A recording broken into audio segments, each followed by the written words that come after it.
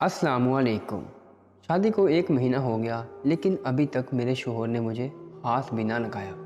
मैं सभी शोहर न मर्द है। और फिर मैं एक रात छोटे देवर के कमरे में चली गई, और वहाँ मेरे साथ जो हुआ, तौबा मेरी तौबा। मेरा ताल्लुक एक मजहबी घराने से था। हम पर बहुत सी पाबंदियाँ थीं। अब्बा हर मामले में बहुत ही सख्त थे। मैं जवान हुई तो मेरे रिश्ते आने शुरू हो गए।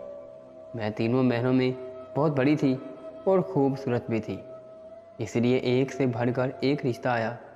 लेकिन अब्बा का कहना था कि वो किसी नेक और दीनदार इंसान से ही मेरा रिश्ता करेंगे।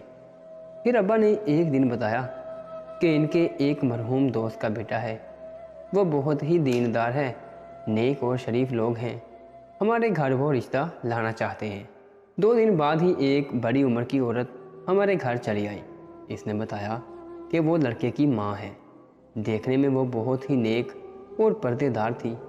अम्मा अब्बा दोनों को ही लोग समझ में आए, और देखते ही देखते मेरा रिश्ता पक्का हो गया। रुखसती के वक्त अब्बा ने मुझे समझाया कि बेटा, अपने शोहर की कोई बुराई लेकर ना ही हमारी दहलीज पर आना, और ना ही किसी से इसका कोई ऐब बयान करना। वो जो भी है और जैसा भी है, तुम्हारा वो शोहर है, और अब तुम्हारा काम है कि तुम इसके हर ऐब का पर्दा रखो और अपने खिदमत से इसका दिल जीत लो। मैंने अब्बा की नसीहत को पल्लू से बांधा और रुखसत होकर अपने ससुराल पहुंच गई। मैंने आज तक ना ही कभी किसी ना महरम मर्द पर नज़र डाली थी और ना ही किसी के लिए जज्बात रखे थे। मैंने अपना आप अपने शोहर के लिए बचा रखा था, और आज ही वो रात आ गई थी जब मेरे भी दिल के अरमान पूरे होने वाले थे। काफ़ी इंतज़ार के बाद मेरा शोहर कमरे में आया। वो बहुत ही जवान और खूबसूरत था, बिल्कुल मेरे जोड़ बराबर था। मुझे लगा कि अब्बा ने मेरे हक़ में बहुत ही बेहतरीन फ़ैसला किया है। लेकिन मुझे क्या मालूम था कि आने वाले वक्त में क्या होने वाला है। मेरे शोहर शाकर ने एक अंगूठी मेरे हाथ में पहनाई, एक अचाट नज़र मुझ पर डाली और मेरे पास से उठकर चला गया।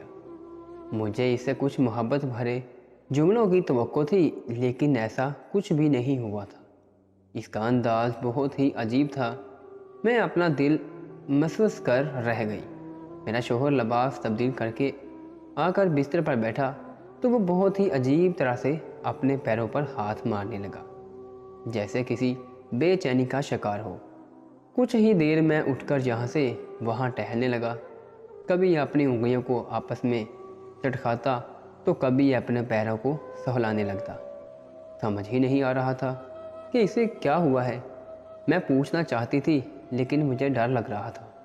इसने जब मुझे जूं का तूं बिस्तर पर बैठे देखा तो कहने लगा, रोशनी, लिबास तब्दील करो और सो जाओ।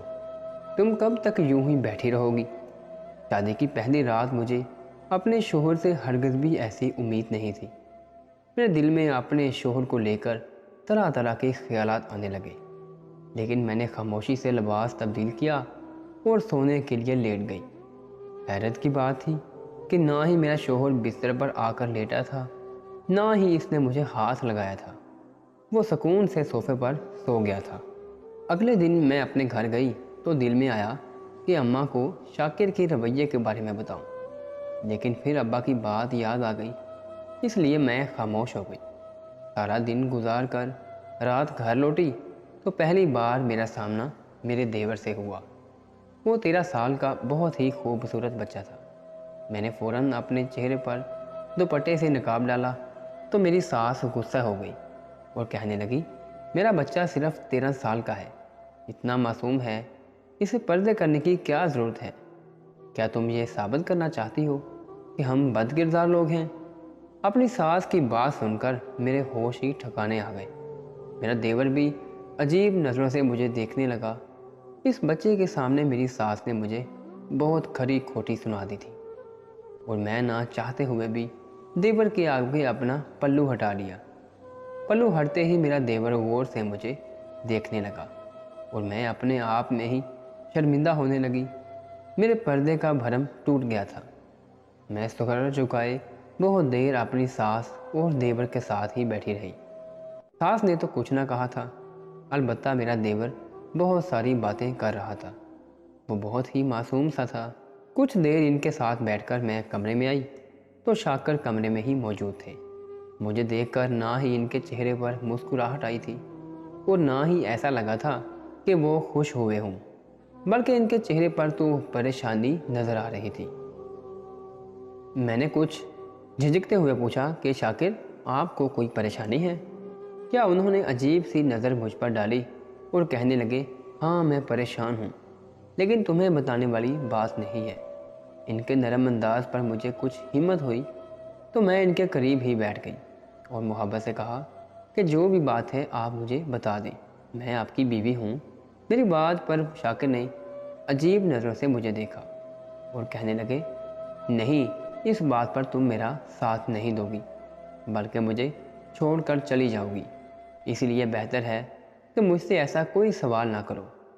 वो उठकर सोफे पर जाकर लेट गए, जिसका साफ मतलब ये था कि वो मज़ीद कोई बात नहीं करना चाहते और ना ही आज भी मेरे साथ कोई ताल्लुक़ कायम करना चाहते हैं। मैं खामोशी से फिर अपनी जगह लेट गई, लेकिन इस बार मेरे दिल में हलचल होने लगी थी। ऐसी भी क्या बात थी जो वो मुझे नहीं बता सकते थे और ना ही मुझसे अपना रिश्ता इस्तवार कर सकते थे। अगली सुबह मेरी आंख शोर शराबे से खुली और इस शोर शराबे ने मेरे होश उड़ा दिए थे। ऐसा लग रहा था जैसे घर में तूफान आ गया हो। मैं तेज़ी से उठकर दुपट्टा लपेटती कमरे से निकली तो मेरी जान ही निकल गई। मेरे शोहर मेरी बुरी तरह मेरे देवर को पीट रहे थे। इनकी माँ अपने छोटे बेटे हारिस को बचाने की कोशिश कर रही थी। मैंने आज से पहले कभी कोई लड़ाई झगड़ा नहीं देखा था, इसीलिए मेरे हाथ पांव कांपने लगे। बड़ी मुश्किल से मेरी सास ने 13 साला हारिस को शाकर से बचाया था। शाकर इसे बुरा भला कहते घर से निकल गए थे। हारिस बुरी तरह रो रहा था। मैं करीब गई और पूछने की कोशिश की कि क्या मामला है, तो मेरी सास ने उल्टा मुझे ही झटक दिया और कहने लगी, अरे फसाद की जड़ तो तू अपने कमरे में जा, सारी बुराई तेरी वजह से ही तो फैली है। सास की बात पर मैं हक्का बक्का रह गई। मैंने क्या किया था? मेरी आंख तो खुली ही इस झगड़े की आवाज़ पर थी। रात तक भी सब कुछ ठीक था, फिर वो मुझ पर किस बात का इल्ज़ाम लगा रही थी? हारिस के होंठ से खून निकल रहा था। मैंने जल्दी से पट्टी लाकर अपनी सास को दी कि शायद शाकर की वजह से वो मुझे बुरा भला कह गई हूँ, लेकिन उन्होंने तो बाकायदा मेरा हाथ झटक दिया। हारिस रोते हुए अपनी माँ के सीने से लगा हुआ था। मैं अपने कमरे में लौट आई थी। समझ ही नहीं आ रहा था कि हुआ क्या है। पहले ही मैं शाकिर के रवैये से बददिल थी और अब मेरी सास का लहजा।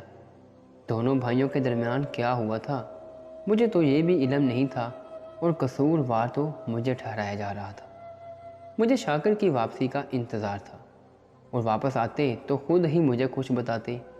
सारा दिन कमरे में बंद यही सोचती रही कि कोई भी बड़ा भाई बेवजह तो छोटे भाई को इतना बुरा नहीं पीट सकता। यकीनन हारिस की कोई गलती होगी, लेकिन फिर सास मुझे क्यों इल्ज़ाम दे रही है? ये बात समझ से बाहर थी। रात गए शाकिर वापस लौटे तो उन्होंने मुझसे कोई बात नहीं की। मैंने खुद ही इनसे पूछा कि ये सुबह सुबह क्या हुआ था? कोई छोटे बच्चे को ऐसे पीटता है क्या? हारिस की जो भी गलती हो आप इसे मोहब्बत से समझा सकते थे। शाकिर ने मेरी तरफ देखा और कहने लगा, अगर तुम्हें पता चल जाए ना कि इसकी गलती क्या है तो कभी ऐसी बात ना करो। आइंदा मेरे सामने उसकी हमायत ना करना, वरना मुझसे बुरा कोई नहीं होगा। अम्मा ने भी इसकी बेहमायत करके इसके यहाँ तक पहुँचा दिया है। आइंदा अगर इसकी हमायत की तो तुम्हें भी तुम्हारे घर भिजवा दूंगा। शाकिर की बात पर मेरा दिल ही टूट गया था। वो कितनी आसानी से मुझे मेरे वापस घर भेजने की बात कर रहे थे, जबकि मैंने तो कोई गलत बात तो नहीं की थी। अब मैं भी इस घर का फर्द थी और यहाँ के मामलात जानने का मुझे पूरा हक था। शाकिर सोने के लिए सोफे पर लेटे तो कहने लगे कि हारिस के पास मत जाना और ना ही इससे कोई बात करना। वो खुद तो सो गए, लेकिन मेरी आंखों से नींद उड़ गई थी। एक मासूम से बच्चे से ऐसा भी क्या बैर हो गया था जो वो इसके दुश्मन ही बन गए थे। मेरा कोई भाई नहीं था और हारिस को देखकर मुझे वो अपने छोटे भाइयों जैसा ही लगा था। मगर शाकिर तो बड़े ही बेरहम निकले थे। ना ही मुझ पर तरस खाने को तैयार थे और ना ही अपने भाई पर। मुझे लग रहा था वो नामर्द हैं और इसी बात का गुस्सा अपने भाई पर भी निकाल रहे हैं। ये एहसास भी मेरे लिए बहुत तकलीफ़दा था कि मेरा शौहर नामर्द है तो मुझे ज़िंदगी की कोई खुशी नहीं दे सकता। मैं सारी रात तकिए पर लेटकर आंसू बहाती रही। कुछ भी मुझे समझ नहीं आ रहा था कि किससे कहूँ और क्या कहूँ। अब्बा तो मेरी कोई बात ना सुनते और अम्मा को बताने का कोई भी फ़ायदा नहीं था। छोटी बहनें कनवारी थीं, इससे इस तरह की कोई बात नहीं कर सकती थी। लगता था आंसू बहाना ही अब मेरा मुकद्दर है। अगले दिन मैं बावर्ची खाने में थी। हारिस मेरे पास चला आया और आहिस्ता से नाश्ता मांगने लगा। मैंने इसकी शक्ल देखी तो मुझे बड़ा ही अफसोस हुआ। मैंने इसे नाश्ता बना कर दिया और ख़ुद भी इसके पास ही बैठ गई। मैं भूल गई थी कि मेरे शौहर ने इससे बात करने के लिए मना किया है। मैं जानना चाहती थी कि इसके भाई ने इसे क्यों मारा पीटा है। मैंने नरमी से कहा, हारिस मुझे बताओ तुमने ऐसी कौन सी गलती की जो भाई ने तुम्हें इतना मारा है। इसने मेरे सवाल का कोई जवाब ना दिया और नज़र चुराकर कहने लगा, भाभी मुझे माफ़ कर दें, मुझसे गलती हो गई थी, आइंदा ऐसा कुछ नहीं करूँगा।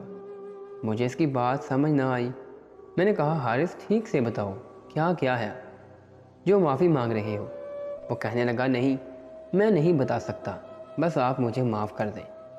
वो बहुत डरा सहमा सा लग रहा था। मैंने इसके सर पर हाथ रखा और कहा कि तुम फिक्र ना करो, मैं भाई से बात करूँगी, वो तुम्हें माफ़ कर देंगे। मेरी बात पर इसने मुस्कुराकर मेरा हाथ पकड़ा और कहने लगा, भाभी आप बहुत ही अच्छी हैं। इसका यूं हाथ पकड़ना मुझे कुछ अजीब सा लग रहा था। मैंने जल्दी से अपना हाथ छुड़ाया और बावर्ची खाने में चली गई। मुझे तो हारिस में ऐसी कोई बुराई नज़र नहीं आई थी जो शाकिर के गुस्से की वजह से बनती। शायद इनमें ही कोई कमी थी और वो इसी का गुस्सा निकाल रहे थे। लेकिन एक बात बहुत अजीब थी, सिर्फ शाकिर ने ही हारिस से बातचीत बंद नहीं की थी, बल्कि मेरी सास ने भी इससे बात नहीं कर रही थी। वो बच्चा बिल्कुल तन्हा हो गया था। इस घर का माहौल मुझे अभी तक समझ नहीं आया था। एक दो दिन खामोशी से गुजर गए। हारिस ज़्यादातर वक़्त अपने कमरे में बंद रहता और यही बात मुझे परेशान कर रही थी। उम्र के इस हिस्से में इसका तन्हा रह जाना इसे किसी नफ्सियाती मसले का शिकार बना सकता था।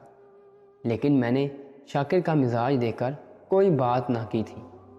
अब भी वो सोफे पर ही सो रहे थे और जिस तरह कभी कभी वो रात को उठकर बेचैनी से यहाँ वहाँ टहलते और परेशान दिखाई देते थे, मुझे डर लग रहा था कि इनके साथ कुछ ज़्यादा ही मसला है।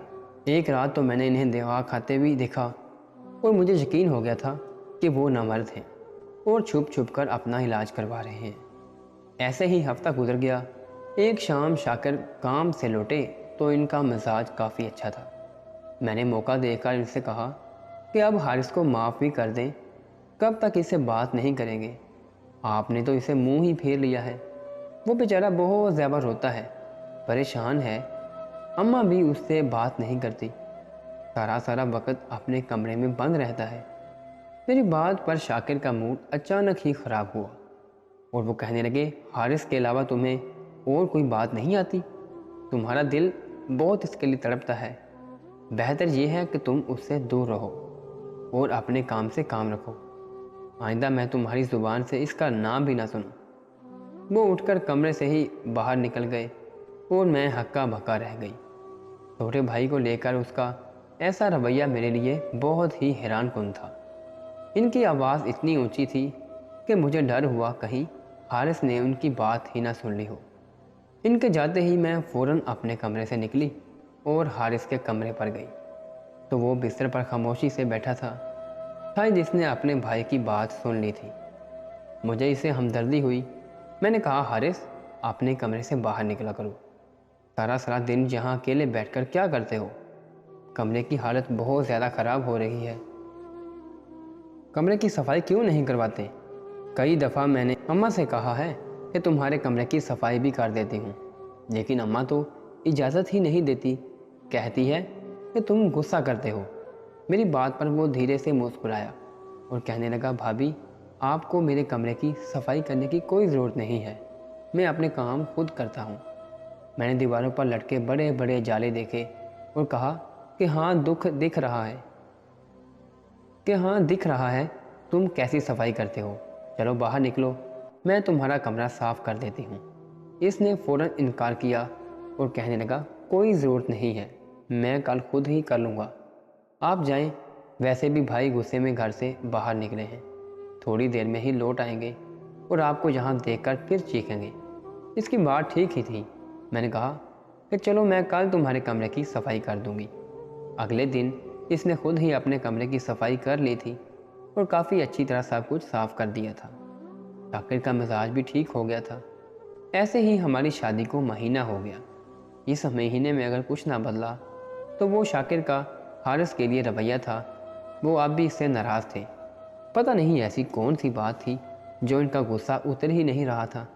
मैं अब इस मामले में तंग आकर खामोश हो चुकी थी। महीने बाद एक रात मैंने शाकिर से कहा कि आप कब तक इस तरह मुझसे दूर सोएंगे? आप क्यों मुझे मेरी बीवी होने का हक नहीं दे रहे हैं? मैं परेशान हो चुकी हूँ। जो भी बात है मुझे खुल कर बता दें। मेरी बात पर शाकिर को गुस्सा आ गया और कहने लगे कि कैसी बात करती हो? तुम्हें क्या लगता है मैं क्यों तुम्हारे करीब नहीं आ रहा हूँ? क्या समझती हो तुम मुझे? वो गुस्से में उठे, जूता पहने और ये कहकर निकल गए कि अब सुबह ही लौटूंगा, रात अपने किसी दोस्त के पास गुजार लूँगा। तुम्हारे किसी सवाल का जवाब मेरे पास नहीं है। मैं जान गई थी कि वो नामर्द हैं और यही बात छुपाने की कोशिश कर रहे हैं।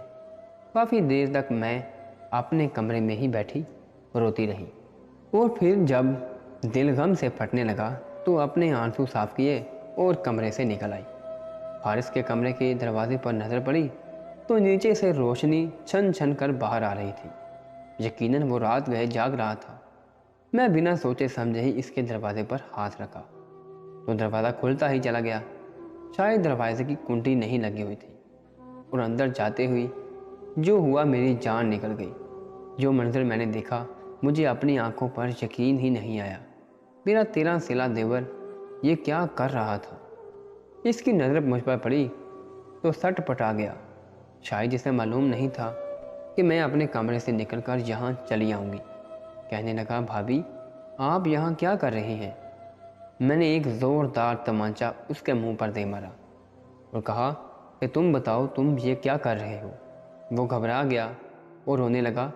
रोते हुए कहने लगा, कुछ भी नहीं, मैं तो बस देख रहा था कि आप और भाई रात को कमरे में क्या करते हैं।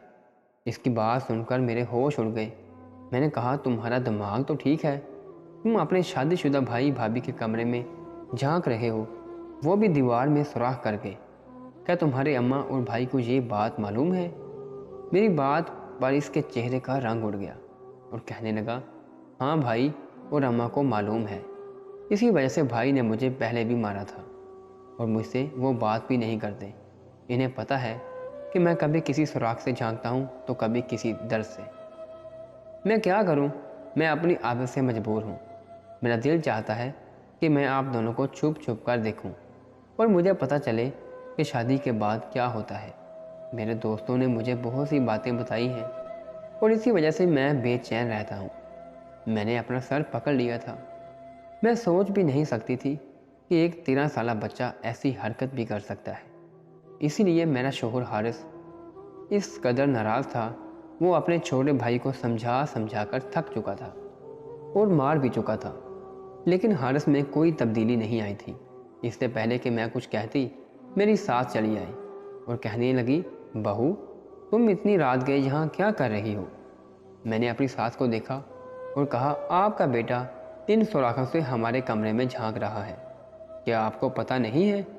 आप तो हर बात का कसूरवार मुझे ही ठहराती आई हैं।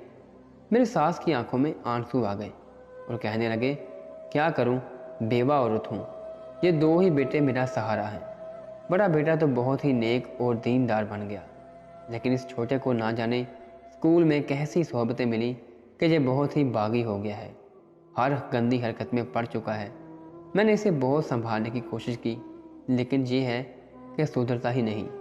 इसीलिए मैं तुम्हें इससे दूर रखना चाहती थी। जब भी तुम्हें बुरा भला कहती कि शायद तुम इससे दूर हो जाओ, लेकिन तुम्हें तो इससे बहुत ही हमदर्दी हो गई। اور اب جب تم جان ہی چکی ہو تو سن لو، جب تم رخصت ہو کر یہاں آئی تو اتفاق سے شاکر تمہارے پاس آنے سے پہلے اس کے کمرے میں چلا آیا۔ اس وقت حارث اسی طرح کے ایک سوراخ سے تمہارے کمرے میں جھانک رہا تھا اور شاکر کو اسی وقت اس کی حرکت کا پتہ چل گیا تھا۔ شاکر نے کافی دیر سے سمجھایا لیکن یہ اپنی حرکتوں سے باز نہ آیا، اور پھر ایک صبح شاکر نے اسے دروازے کے نیچے سے جھانکتا ہوا پکڑ لیا اور اسے خوب مارا۔ مجھے بھی اس کی حرکتوں کا علم ہو چکا تھا۔ میں نے بھی لاکھ سمجھایا لیکن پتہ نہیں یہ کون کون سے طریقوں سے تمہارے کمرے میں جھانکنے کی کوشش کرتا ہے۔ مجھے تو ڈر ہے کہ کہیں شاکر اسے گھر سے ہی نہ نکال دے۔ میری ساس نے روتے ہوئے میرے آگے ہاتھ جوڑ دیے اور کہنے لگی، بہو میں مجبور ہوں بیٹوں کی محبت میں، ماں ایسی ہی دیوانی ہوتی ہے، کیا کروں؟ میں ان دونوں کو خود سے الگ نہیں کر سکتی۔ تم ہی کوئی راستہ نکالو جو یہ سارا معاملہ حل ہو جائے۔ میں نے بہت محبت سے حارث کو سمجھایا کہ آئندہ ایسی کوئی حرکت نہ کرے۔ میں خود اس کے سکول گئی اور اس کے ساتھ سے بات کی اور اس کی صحبتیں بدلوائیں، خراب لڑکوں سے اس کی دوستیاں ختم کروائیں، اس کے ہاتھوں سے موبائل فون لے لیا، اور پھر دھیرے دھیرے اس کے اندر تبدیلی آتی چلی گئی۔ میں نے اسے مدرسے میں بھی ڈلوا دیا تھا جہاں مولوی صاحب اسے صحیح اور غلط کا فرق اچھی طرح سمجھا رہے تھے۔ شاکر نے بھی حارث میں آتی تبدیلیوں کو محسوس کیا اور پھر ایک شام خود ہی میرے پاس آ کر بیٹھ گئے، میرا ہاتھ پکڑ کر اور اپنے رویہ کی معافی مانگ لی۔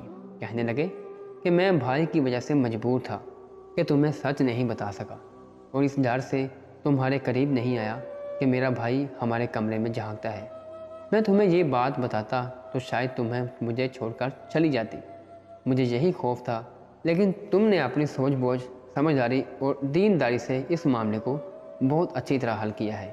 میں تمہارا شکر گزار ہوں کہ آج میرا بھائی بے راہ روی سے نکل آیا ہے۔ میری محبت سے شاکر کے کندھوں پر سر ٹکا دیا۔ میں جانتی تھی کہ وہ اپنے بھائی کی محبت میں مجبور تھے، اور آج تک جو کچھ کیا تھا وہ میری اور گھر کی بلائی میں ہی کیا تھا۔ نہ جانے کیوں ہم اپنے کم عمر بچوں کے ہاتھوں میں بے دھڑک موبائل فون جیسی چیز پکڑوا دیتے ہیں جو جہاں فائدہ مند ہے وہیں حد سے زیادہ نقصان دہ بھی ہے۔ ہم اپنے بچوں کی دوستیوں پر نظر کیوں نہیں رکھتے؟ غلط صحبتوں میں پڑ جانے کے بعد جب وہ غلط کام کرتے ہیں تو اس وقت ہمیں احساس ہوتا ہے اور تب تک بہت دیر ہو چکی ہوتی ہے۔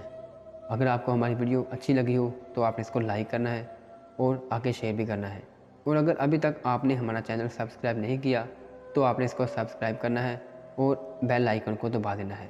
اللہ حافظ۔